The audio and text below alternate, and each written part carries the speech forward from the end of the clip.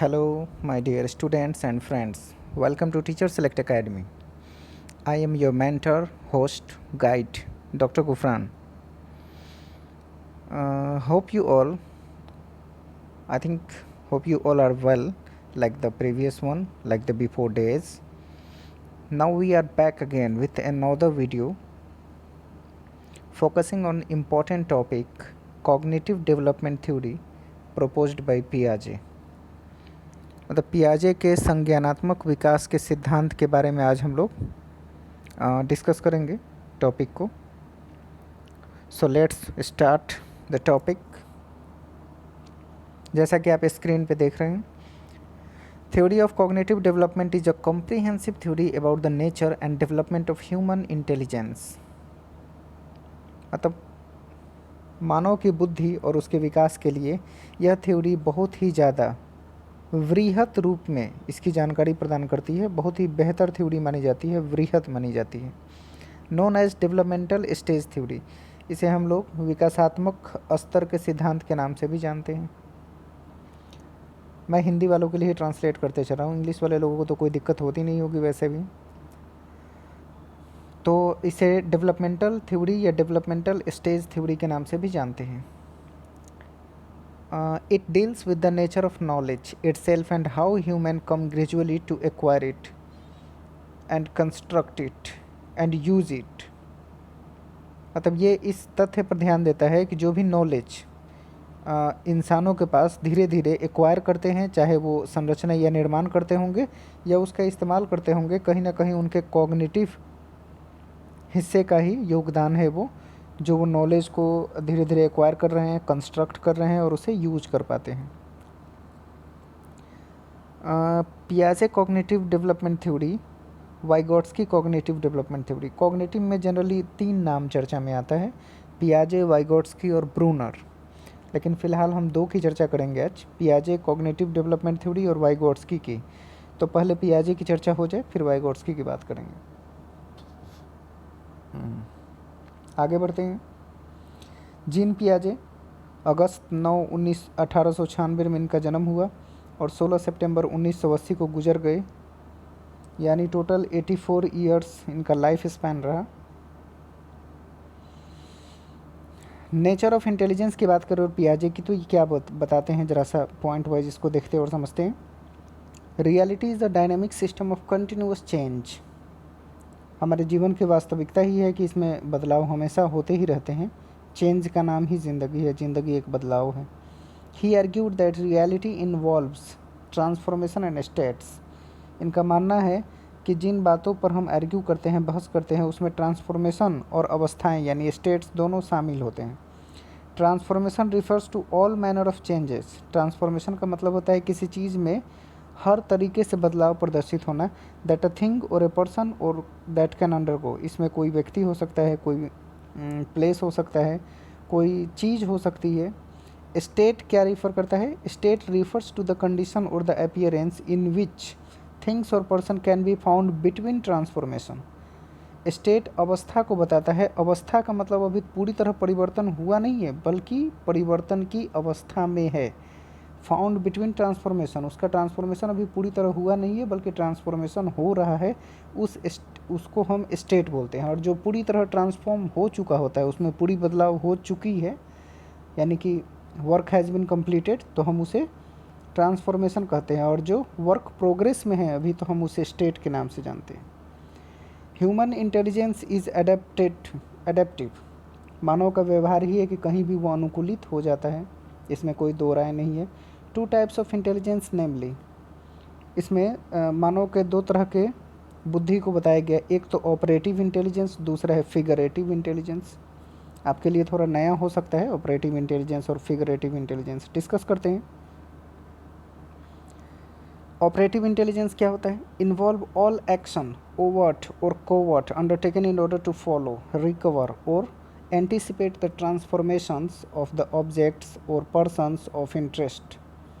यानी operative intelligence वो intelligence है जिसमें हम कोई क्रिया करते हैं, कोई काम करते हैं जो अभी चल रहा हो या प्रोसेस में हो या अंडरटेकन हो, उसे अनुसरण करते हैं, उसका उसे फॉलो करते हैं, रिकवर करते हैं, एंटीसिपेट भी कर सकते हैं। तो किसी पर्सन के उसके रुचियों के या किसी ऑब्जेक्ट के यानी वस्तु के रुचियों को लेकर अगर हम उसे पूरी तरह ट्रांसफॉर्म करना चाहते हैं, किस रूप में, उसके action, overt, covert, anticipate form में, जिस वे में हम उसे रिकवर करना चाहते हैं, उसे ऑपरेटिव इंटेलिजेंस के नाम से जाना जाता है। यानी पर्सन का इंटरेस्ट इसमें ज़्यादा इंपॉर्टेंट है ट्रांसफॉर्मेशन के लिए। तो फिगरेटिव इंटेलिजेंस क्या है? फिगरेटिव इंटेलिजेंस इज मोर और less static aspect of intelligence. यह कम या ज़्यादा स्थिर रहने वाली एक इंटेलिजेंस को प्रेजेंट कर रहा है। Involving all means of representation, यह हर प्रकार के प्रस्तुतिकरण के अर्थ को स्पष्ट करता है। Use to retain in mind the states, और हमेशा माइंड में इसको रिटेन करने की एक अवस्था बनी रहती है कि इसको काम करना है, इसको फिगर आउट करना है, वो सब फिगरेटिव इंटेलिजेंस के पार्ट में आ जाते हैं। इसमें है जैसे एग्जांपल में सक्सेसिव फॉर्म, शेप्स और लोकेशन। सबसे पहले हम माइंड में फिगर आउट ही करते हैं। जैसे इसका एक एग्जांपल समझ सकते हैं, जैसे किसी को टीचर सेलेक्ट एकेडमी पटना आना है, एक एग्जांपल में लेते हैं। मान लीजिए किसी को टीचर सेलेक्ट एकेडमी पटना पहुंचना है, तो उसको लोकेशन शेयर किया जाता है, जो अपने माइंड में वो सेट करता है, फिगर आउट करता है। उसको बताया जाता है तुम पहले गांधी मैदान पहुंच जाओ, गांधी मैदान से अशोक राजपथ वाले एरिया में जो ऑटो चलती है उस ऑटो को पकड़ो, और ऑटो वाले को बोलना मुझे पटना यूनिवर्सिटी गेट के पास उतार दें। ऑटो वाला आपको पटना यूनिवर्सिटी गेट के पास उतारता है।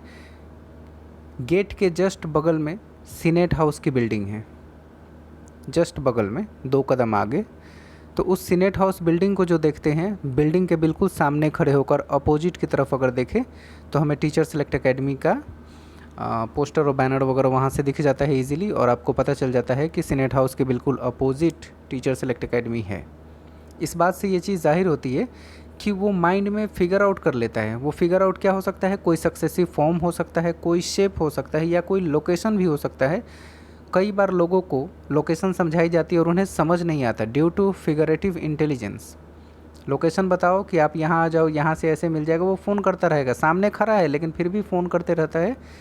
कुछ लोगों में फिगरेटिव इंटेलिजेंस की जिनमें कमी होती है, वो फ़ोन करते रहेगा कि सर यही है और मिल नहीं रहा है, कहाँ है पता नहीं चल रहा है। जब आदमी निकल के बताता है देखो तुम्हारे सामने ही तो है, अच्छा ये वाला, मीन्स फिगरेटिव इंटेलिजेंस की कहीं ना कहीं कमी है। ऐसे बहुत से लोग आपको भी मिलते होंगे, लोकेशन समझाओ और वो पास जाके वहाँ खड़ा रहेगा, लेकिन उसको पता नहीं क्या देखेंगे लोग, कैसे देखेंगे समझ नहीं आता, और अपने लोकेशन पे पहुँच नहीं पाते। तो उनमें फिगरेटिव इंटेलिजेंस की कमी होती है। That intervene between transformation, figurative intelligence में जो भी चीज़ें माइंड में रीसेट करते हैं वो ट्रांसफॉर्मेशन के बीच को इंटरवेन करती है। इंटरवेन करने का मतलब मध्य क्या बोलते हैं उसको, बीच का रास्ता अपनाने का, मध्य रास्ता अपनाने का, वही होता है इंटरवेन करना। That is involve perception, imitation, mental imagery, drawing and language. इसमें बहुत सारी चीज़ें शामिल हो जाती हैं। जैसे किसी चीज़ को परसेप्ट करना भी आता है, परसेप्ट करना यानी प्रत्यानयन करना, इमिटेट करना यानी अनुकरण करना, मेंटल इमेजरी यानी कि मानसिक रूप से किसी तथ्य को माइंड में सेट करना, इमेज की तरह देखना, ड्राइंग करना भी आ जाएगा, लैंग्वेज वगैरह के बारे में भी फिगरेटिव इंटेलिजेंस में इन सभी तथ्यों को इन्वॉल्व किया जा सकता है। Piaget believed that this process of understanding and change involved two basic functions, assimilation and accommodation. पियाजे का मानना है कि जो भी अंडरस्टैंडिंग डेवलप होती है उसका एक प्रोसेस होता है और उसमें 2 चीज़ें इन्वॉल्व होती है फंक्शन में। एक तो है एसिमिलेशन, जिसको हम आत्मसातीकरण के नाम से जानते हैं, और दूसरा है एकोमोडेशन। एकोमोडेशन यानी समायोजन करना। तो एसिमिलेशन और एकोमोडेशन को एक एक करके समझते हैं, क्लियर हो जाएगा।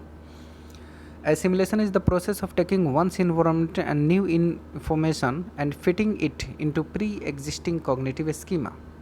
Assimilation हमें बताता है कि जो हमारे पास पहले से पर्यावरण से प्राप्त कोई ज्ञान है और कोई नई इन्फॉर्मेशन जब हम उसे फिट करते हैं, जो पहले से हमारे पास स्कीमा बनी होती है, उसमें नए ज्ञान को फिट करना, ये शामिल करना एसिमिलेशन कहलाता है। आसान भाषा में कहे कि अपने स्कीमा में नए ज्ञान को शामिल करना ही एसिमिलेशन यानी आत्मसातीकरण कहलाता है। आत्मसातीकरण का मतलब ये है कि अगर एक छोटे बच्चे को हम कहीं घुमाने फिराने ले जाते हैं तो किसी चीज़ के बारे में देखकर वो एक सवाल करता है हमसे। जैसे मान ले कि गांव क्षेत्र वगैरह में, जैसा कि मैक्सिमम लोग गांव देहात क्षेत्र से ही बिलोंग करते हैं। तो एक एग्जांपल देता हूँ कि जो लोग गांव देहात क्षेत्र में रहते हैं, कभी कभी छोटे बच्चों के साथ वो निकल पड़ते हैं, तो बच्चा कोई बड़ा जानवर देखता है या कभी गाय देखा तो देख के पूछता है ये क्या है, इतना बड़ा सा ये जानवर अजीब सा क्या है ये। तो बड़ा कोई व्यक्ति होता है वो उसे बताता है ये तो गाय है। ओके, लेकिन एक प्री सेट हो गया उसके माइंड में, इन्फॉर्मेशन आ गई कि इसे गाय कहते हैं। फिर उस आकार की, उस फिगर की जो भी चीज़ें उसे दिखाई देगी, जो भी जानवर, उसे गाय ही कहता है। जैसे बैल गई तो कहेगा ये वाइट वाली गाय है, भैंस गई तो काली वाली गाय है। यानी कि एक जो प्री एग्जिस्टिंग उसकी स्कीमा है उसी से नए इन्फॉर्मेशन को कनेक्ट करके और तब उसे एक नया नाम देता है, अपनी स्कीमा को डेवलप करता है, तो वो एसिमिलेशन कहलाता है। यानी सिंपल सी बात है, बच्चा गाय को देखकर गाय कहे गुड, लेकिन भैंस को भी देखकर गाय कहे, इसका मतलब वो एसिमिलेट कर रहा है, चीज़ों को डिफ्रेंशिएट नहीं कर पा रहा है उनके फिगर, उनके कलर और उनके नाम के अनुसार। तो ये असिमिलेशन कहलाता है। याद रहेगा एग्जाम्पल? ऐसे कई बार क्वेश्चन सीटेट वगैरह में भी आ चुके हैं, बिहार टेट में भी क्वेश्चन आते हैं। तो एसिमिलेशन का ये एग्जाम्पल आपको अच्छा काम कर सकता है। नेक्स्ट है एकोमोडेशन, यानी समायोजन करना। समायोजन का मतलब ही होता है एडजस्ट हो जाना, वही है accommodation. Unlike assimilation is the process of taking ones involvement and new information and altering ones pre existing schema in order to fit in the new information. Accommodation का मतलब होता है कि जो पहले से हमारे पास कोई ज्ञान मौजूद है और दूसरे किसी नए इन्फॉर्मेशन को जब हम माइंड में सेट करते हैं तो वो पुराने इन्फॉर्मेशन के साथ नए को मिक्स करके और एक दूसरे के साथ एडजस्ट हो जाते हैं। जैसे बचपन में नर्सरी क्लास या उससे नीचे में हम लोग पढ़ते थे ए फॉर एप्पल। अब ए फॉर एप्पल से तो शुरू किया, लेकिन ए फॉर एप्पल ही तो नहीं होता है, बहुत सारे वर्ड ए से शुरू होते हैं। तो ए फॉर एप्पल शुरू किया और A for ant, A for auntie, ऐसे बहुत सारे वर्ड्स को हम अपने इस इन्फॉर्मेशन के साथ जोड़ते गए और वो सभी ए वाले वर्ड एक साथ जाकर माइंड में एडजस्ट होते चले गए। यही एकोमोडेशन कहलाती है। ए वाले वर्ड ए वाले के साथ एडजस्ट हो गई, बी वाले वर्ड बी के साथ एडजस्ट हो गई। तो माइंड में समझिए एक तरह के फोल्डर्स बने होते हैं। माइंड में ऐसे बहुत सारे खाका है, स्कीमा उसी को कहते हैं। जो हमारे दिमागों में एक खाका बना होता है उसको स्कीमा कहते हैं। उसी स्कीमा में हमारे नॉलेज धीरे धीरे जाकर एडजस्ट हो जाते हैं, वही एकोमोडेशन कहलाता है। नॉलेज का किसी भी नई इन्फॉर्मेशन का पुराने इन्फॉर्मेशन के साथ मिलकर एडजस्ट हो जाना एकोमोडेशन कहलाता है। अब हम पियाजे के कॉग्निटिव डेवलपमेंट थ्योरी में जो इंपॉर्टेंट चीज़ों की चर्चा करने वाले हैं वो इस प्रकार है। कुछ की कंसेप्ट जैसे स्कीमा की चर्चा होगी, असिमिलेशन, एकोमोडेशन, एडेप्टेशन और इक्विलिब्रेशन। इक्विलिब्रियम भी हो सकता है, इक्विलिब्रेशन भी हो सकता है, इस टर्म की चर्चा करेंगे। तो आगे बढ़ते हैं। कॉग्निटिव डेवलपमेंट थ्योरी बहुत ही लंबी थ्योरी है। एक चीज़ ज़रा सा एक सेकंड आपको याद दिला दूं, अगर आप इस चैनल पर नए हैं तो इसे लाइक और सब्सक्राइब कीजिए, दोस्तों को भी शेयर कीजिए और अपना सपोर्ट बनाए रखिए। इसी तरह हम लोग भी ऐसे वीडियो को डालते रहेंगे कंटिन्यू, जो हमारी और आपकी ज़रूरत से संबंधित हो जाएगी।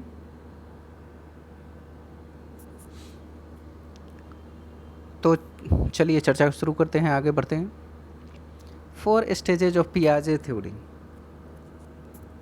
Stage 1 the sensory motor stage, stage 2 pre operational stage, stage 3 में कंक्रीट ऑपरेशनल स्टेज और स्टेज 4 को फॉर्मल ऑपरेशनल स्टेज कहते हैं। ये चारों स्टेज क्रम से कई बार एग्ज़ाम में पहले देखा गया है कि स्टेज को क्रम से सजाएं, ऐसे करके ऑप्शन बना दिए जाते हैं और सभी स्टेज को आपस में मिलाएं, या चारों स्टेज लिख दिया जाएगा हैफाजार्ड फॉर्म में और कहा जाएगा इसका सीक्वेंस सेट कीजिए। ये भी हो सकता है, या सब का एज के अनुसार मैचिंग कराइए। क्वेश्चन ऐसे भी हो सकते हैं। तो एज स्टेज से भी इतने डायरेक्ट क्वेश्चन सीटीईटी वगैरह में हो सकते हैं, उसका ध्यान रखिएगा।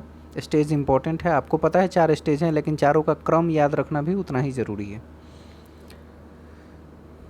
नेक्स्ट हम देख रहे हैं, ये वही है 4 स्टेजेस की चर्चा। जैसे बचपन में सेंसोरी मोटर स्टेज, जिसे जन्म से 2 वर्ष माना जाता है, प्री ऑपरेशनल 2 से 7 वर्ष माना जाता है, कंक्रीट ऑपरेशनल 7 से 11 वर्ष माना जाता है और फॉर्मल ऑपरेशनल स्टेज इसको एडोलेसेंस एडल्टहुड तक माना जाता है, 11 से ऊपर एडल्टहुड तक। सेंसोरी मोटर स्टेज को संवेदी गामक अवस्था या संवेदी प्रेरक अवस्था बोलते हैं पहले को। प्री ऑपरेशनल को पूर्व संक्रियात्मक अवस्था कहा जाता है। कंक्रीट ऑपरेशनल स्टेज को ठोस संक्रियात्मक अवस्था कहा जाता है और फॉर्मल को औपचारिक संक्रियात्मक अवस्था के नाम से जाना जाता है। हिंदी वाले लोग भी इसे ध्यानपूर्वक समझते चलेंगे। आगे बढ़ते हैं, इसमें डिस्कस करते हैं अब एक एक पॉइंट्स की। स्टेज 1 जो देख रहे हैं, जिसे सेंसरी मोटर स्टेज कहा जाता है, ये जन्म से ही शुरू हो जाता है। जन्म से 2 वर्ष तक इस स्टेज का अपना एक काल माना गया है। The child tries to make sense of the world during this stage. बच्चा दुनिया के साथ अपने सेंस को डेवलप करने की कोशिश करता है, शुरू कर देता है। मतलब आँख वगैरह खोलना, लोगों की आवाज़ें सुनना, उनकी बातों को सुनना, जानना, रोना, चिल्लाना, यही सब करता है। And as the name suggest, जैसा कि इसके नाम से जाहिर है, only senses and motor abilities are used. मतलब इस एज में बच्चे सिर्फ और सिर्फ अपने सेंस और मोटर एबिलिटीज़ का इस्तेमाल कर सकते हैं। मोटर एबिलिटीज़ क्या है? कुछ जो अपना हाथ पर हिला सकते हैं, पैर पटक सकते हैं, उतना ही कर सकते हैं, इससे ज़्यादा और कुछ नहीं कर पाते। स्टेज 1 को हम यहाँ देख रहे हैं। The child utilises innate behaviour to enhance the learning process. बच्चों को जो जन्मजात शक्तियाँ मिली होती है, उसी के आधार पर वो अपने लर्निंग प्रोसेस को और ज़्यादा बेहतर बनाते हैं। सच एज सकिंग, जैसे कि चूसना वगैरह, कुछ भी उसको हाथ में पकड़ाइए वो सीधे मुंह में ले जाता है, उसे चूसना शुरू कर देता है, उसी को सकिंग बोलते हैं। लुकिंग, ग्रैस्पिंग, क्राइंग, लिसनिंग, मतलब बच्चों की जो जन्मजात एबिलिटीज़ होती है वही प्रदर्शित करता है, चाहे वो चूसना हो, देखना हो, ग्रैस्प करना हो, कोई चीज़ ध्यानपूर्वक देखना, रोना, चिल्लाना या किसी बात को सुनना, सब इसी में शामिल है। ये सब सेंसरी मोटर स्टेज के पार्ट हैं। अब देख रहे हैं सेंसरी मोटर स्टेज को भी 6 भागों में डिवाइड किया गया। हालांकि इतना डिटेल जाने की आवश्यकता नहीं थी CTET वगैरह में, लेकिन फिर भी आपको जानना चाहिए। सेंट्रल टेट के एग्ज़ाम में इतनी डिटेल क्वेश्चन बहुत रेयर ही आती है। बस 4 स्टेज से क्वेश्चन हो गए तो हो गए। तो इसमें देख रहे हैं आप 6 स्टेज है। पहला है रिफ्लेक्स। रिफ्लेक्स का मतलब होता है जो बच्चे एक्टिविटी वगैरह करते हैं, जैसे छींकना, पलकों का झपकाना, ये सब रिफ्लेक्स एक्टिविटी में आ जाता है। ये 0 से 1 मंथ में होता है, 0 से 1 मंथ। और प्राइमरी सर्कुलर एक्शन 1 से 4 महीने के बीच होता है। सेकेंडरी सर्कुलर रिएक्शन इसके बाद का है, 4 से 8 महीने। Coordination of secondary circular reaction ये 8 से 12 महीने है। टर्शियरी सर्कुलर रिएक्शन 12 से 18 मंथ। और सिंबॉलिक और मेंटल रिप्रेजेंटेशन 18 से 24 मंथ। ये बस एक नॉलेज के लिए आप जान लीजिए, इसके डिटेल में आपको जाने की ज़रूरत नहीं है। मैं सब के बारे में थोड़ा सा एक एक लाइन चर्चा करते चलता हूँ, कौन क्या है, नेक्स्ट वाले स्लाइड में। देख रहे हैं स्टेज 1 में जो 0 से 1 मंथ रिफ्लेक्स है वो क्या है। रिफ्लेक्स में जो बच्चे की जन्मजात हरकतें होती है, रिफ्लेक्सेस होती है, सिर्फ वही दिखाई देता है। Many reflexes like reaching, grasping, sucking, all operating independently. बच्चा जो अपने आप से कर सकता है इंडिपेंडेंट होकर, जैसे रीचिंग, कहीं तक पहुंचना, किसी चीज़ को हाथ से झटकना, ग्रैस्प करना, सकिंग करना, ये सब चीज़ इसमें शामिल कर लेते हैं। This reflexes will have the sole function of keeping the child alive. मतलब वो सारी चीज़ें जो बच्चों को ज़िंदा रखने के लिए वो फंक्शन करना जरूरी है, जैसे सांस का लेना, दूध पीना, किसी सामान को मुंह में डालने पर उसे चूसना, ये सब उसके जीने के लिए पर्याप्त है। उतने ही एक्टिविटी को ये प्रदर्शित करता है, वही रिफ्लेक्स एक्शन कहलाते हैं। स्टेज 2 जो 1 to 4 मंथ है, इसे प्राइमरी सर्कुलर रिएक्शन कहते हैं। सर्कुलर का मतलब जो चीज़ें बार बार रिपीट होती है उसको सर्कुलर बोलते हैं। और प्राइमरी का मतलब क्या, जो बच्चा खुद से अपने से कर सकता है इंडिपेंडेंट होकर, यानी कि बच्चा ही बच्चे का जो शरीर का केंद्र होता है वही उसका प्राइमरी सर्कुलर रिएक्शन में शामिल किया जाता है उनको। Child now has a fixation with its own body with regards to behaviour. Child का अपना कुछ फिक्सेशन होता है अपनी बॉडी को, अपने बिहेवियर के अनुसार वो जेनरेट करता है। They will perform action repeatedly on them self. वो अपना एक्शन खुद ही रिपीट करता है, एक ही चीज़ को बार बार करता है, और आप समझ सकते हैं कि रिपीट करना ही सर्कुलर कहलाता है। They also begin to refine reflexes here to form more complex version of them. वो अपने रिफ्लेक्सेस को बार बार करके उसे और रिफाइन करता है, उसे और बेहतर बनाने की कोशिश करता है, और अगली बार उसकी एक्टिविटी पहले से कहीं ज़्यादा बेहतर होती है।